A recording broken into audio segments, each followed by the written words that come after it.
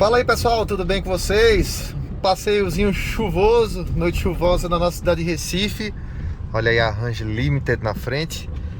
Pra gente trocar uma ideiazinha aí no caminho, né? Fazer um trajeto aí sobre alguns assuntos que estão em alta, né? Hoje acabei de voltar agora do lançamento da Volkswagen Taos. E legal pessoal, as tendências da evolução dos SUVs, né? Mudando realmente a cara do mercado nacional, baseado no que a gente vê sendo desenhado lá fora há muitos anos, né? E o que está acontecendo hoje no Brasil é apenas aí o reflexo de algo que já era uma regra de mercado lá fora, né? Como a gente já conversou aí sobre o vídeo da extinção, a possível extinção dos sedãs, né? Que foi aí com as Wagons, depois pegou agora os sedãs, né? As SUVs estão com tudo, né? Se você pega um mercado norte-americano, por exemplo, tem uma predominância muito grande de as vans, né? Que eles chamam lá as vans, né? E as famosas SUVs e sedãs, a predominância também de muitos sedãs de maior porte, que aqui no Brasil nunca foi um mercado muito forte, né? Por todo o contexto econômico e acho que contexto também de realidade do brasileiro, de moradia, enfim, aqui nós temos uma cultura muito mais de prédio, de garagens apertadas, de um solo menos propício, então nunca foi muito favorável a grandes sedãs, né? E nesse mercado só tinha aí os sedãs médios, mas a gente já falou um pouco sobre isso, né? E agora a gente também tem além dessa tendência, a tendência da mudança dos motores, né? A gente não está vivendo só uma revolução na parte de força, vamos dizer assim. Aliás, na parte de carroceria, vamos dizer assim. Mas também na parte de força, no famoso powertrain, onde há uma gradativa obsolescência dos motores a combustão. Você vê anúncios das montadoras, das grandes marcas, falando em, enfim, encerramento de produção de motores a combustão para dedicar completamente ali a motores elétricos, né?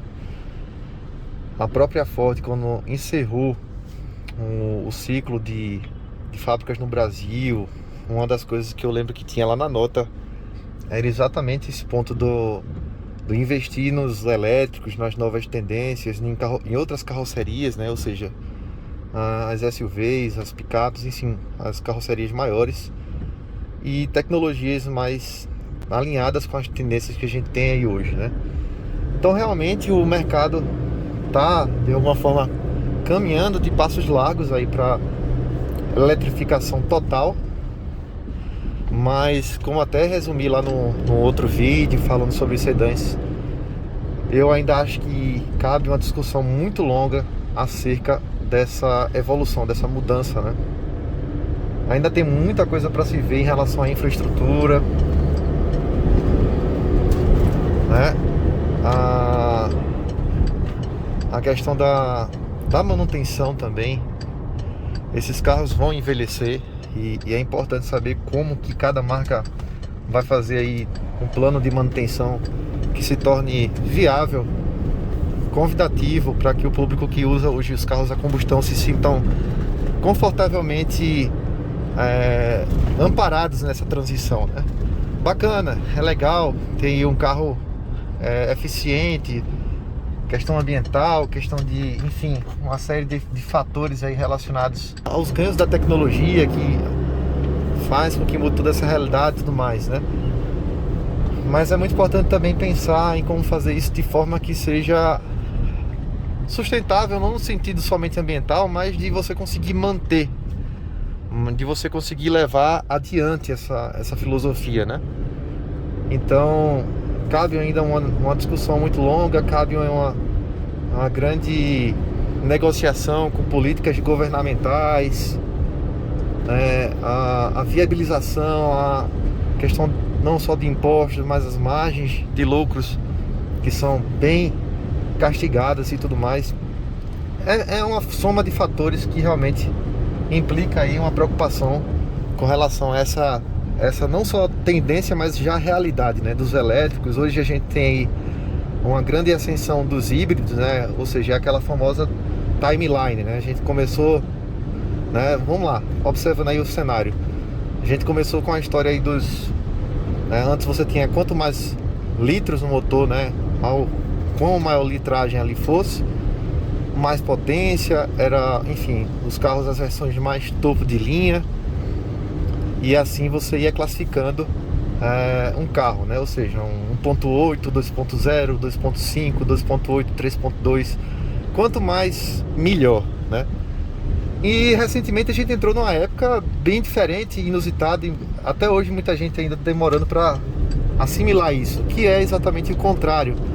É quando você entrou na era do downsize, né?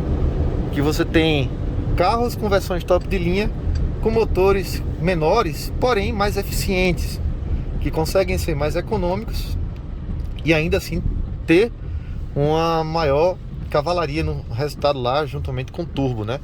Um exemplo disso é por aí, no caso o Civic Touring, né? O Civic Turbo geração 10, que foi uma grande novidade da Honda nesse sedã dela, que está aí se discutindo sobre a continuidade ou não dele, né? Então lançou um 1.5 turbo e o 2.0, que antes aí na geração 9 era das versões intermediárias para o topo de linha, passou a ser a versão de entrada. Ou seja, é interessante isso, né?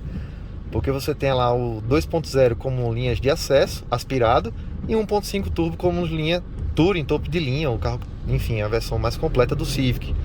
E assim outros carros, né? A linha Volkswagen com 1.0 turbo, né? No Polo TSI, né? E tantos outros, o 1.0 turbo lá do Onix, né? 1.4 turbo do Cruze. E, enfim, aí foram surgindo os outros demais, né? 1.4 turbo, substituindo outras motorizações ainda maiores. E isso já foi uma mudança que revolucionou um pouco aí o conceito de potência, né?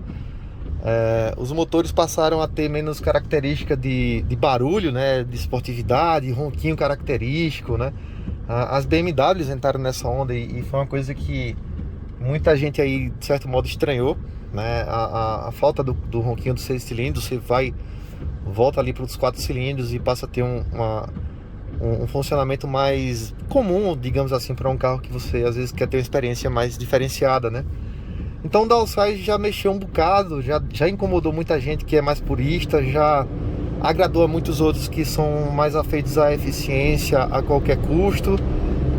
Enfim, quase tudo sempre divide opinião nesse sentido, né? Então até aí tudo bem.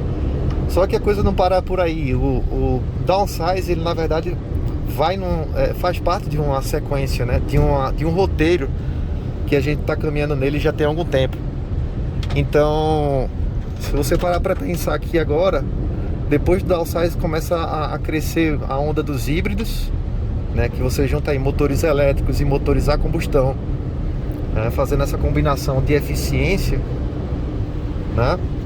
Você tem Corolla Altis, RAV4, uma série de outros carros aí no mercado com motorizações híbridas, né? Então,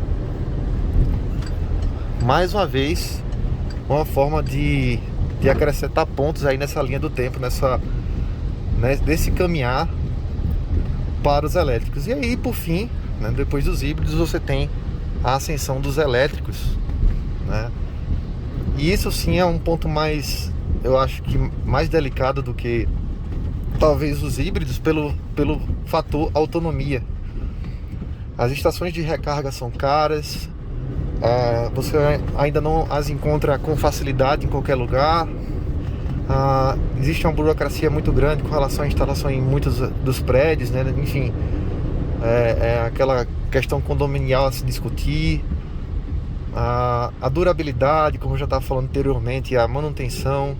Então são uma série de pontos que vão se somando quando você chega no final desse percurso, ou seja, nos carros totalmente elétricos, que fazem com que até no momento agora, talvez o carro elétrico, ou pelo menos a maioria dos modelos que existem no mercado, que foram lançados pelo menos até há pouco tempo, sejam carros que atenderiam a nichos muito específicos, por exemplo, de pessoas que não precisam fazer longas viagens, né? Pessoas que realmente usam o carro mais aí para o ciclo urbano, né? Que vão para um trabalho. Nesse trabalho elas preferencialmente têm algo ali, talvez uma estação de recarga, ou se estiver em casa talvez já seja suficiente para ela ir e voltar. Mas são carros que talvez ainda não estejam no ponto de você dizer que são carros para viajar, para realmente ter aquela proposta de longas distâncias, né? Isso seria viabilizado caso você tivesse estações no meio da estrada. Mesmo assim, boa parte dos modelos disponíveis ainda levam um certo tempo para fazer uma recarga, né?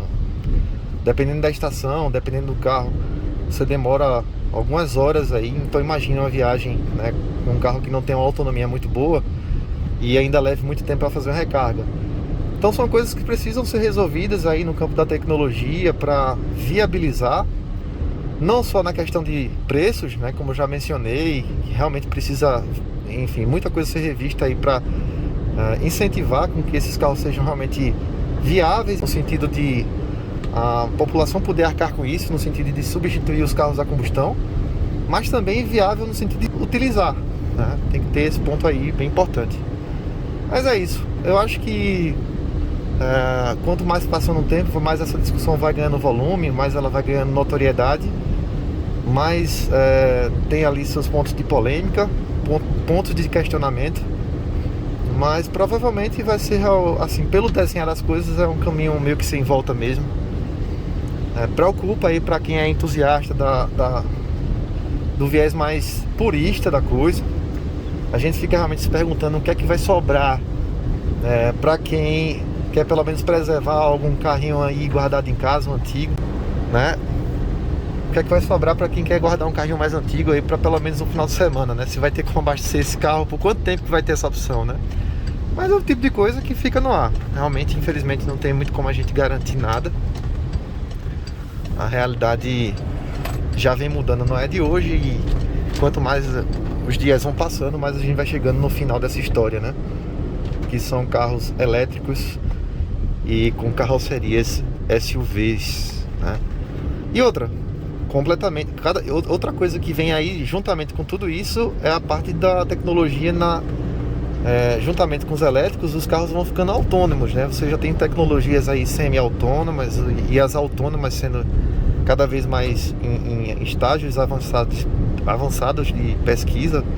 Tá aí a Tesla, né? Enfim, uma das mais empenhadas em produzir carros aí que você possa em breve ter a experiência de não mais se preocupar em dirigir.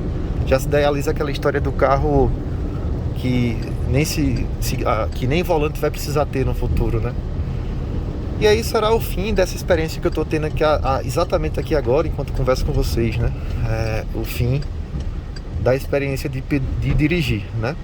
Que para quem não gosta de dirigir é uma maravilha, mas para quem é entusiasta é um verdadeiro pesadelo, né? Mas é isso aí, pessoal. O que é que vocês acham? O que é que a gente pode esperar pelos próximos 10 anos? Será que daqui a 10 anos a coisa vai realmente avançar?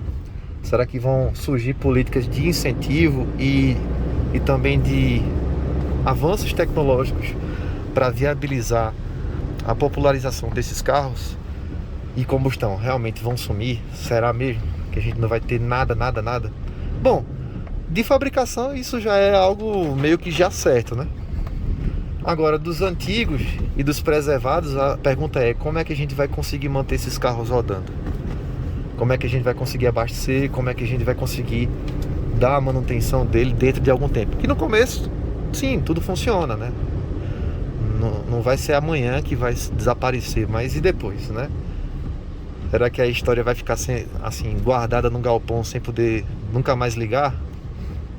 Fica aí o questionamento. Mas é isso aí, pessoal. Bom, convido você que está chegando por aqui agora, que você caiu de paraquedas nesse canal, entrou nesse bate-papo aqui, além de interagir conosco, falar o que você pensa sobre isso, ativa as notificações. Aliás, antes, né, você está mais do que convidado a se inscrever e ativar as notificações, porque aí você sempre vai ser avisado quando tiver vídeo novo por aqui, tá bom? A gente tem o nosso conteúdo automotivo, bate-papo, mostrando as novidades, trocando uma ideia. E também nós temos o nosso projeto puramente a combustão, no melhor estilo dos anos 90 aí, Golzinho GLI 1.8 AP. Golzinho que a gente tá fazendo aí um trabalho de requalificação dele, deixando ele todo gabaritado, trazendo um monte de coisa bacana de volta para ele e dando um toquinho de esportividade de época para transformar, a ideia assim é transformar ele numa verdadeira cápsula do tempo, né?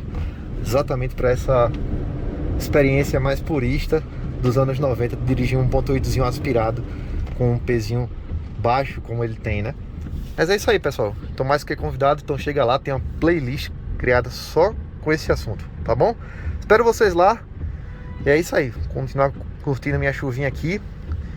E eu deixo vocês aí com um forte abraço. E até o próximo vídeo, pessoal. Tchau, tchau.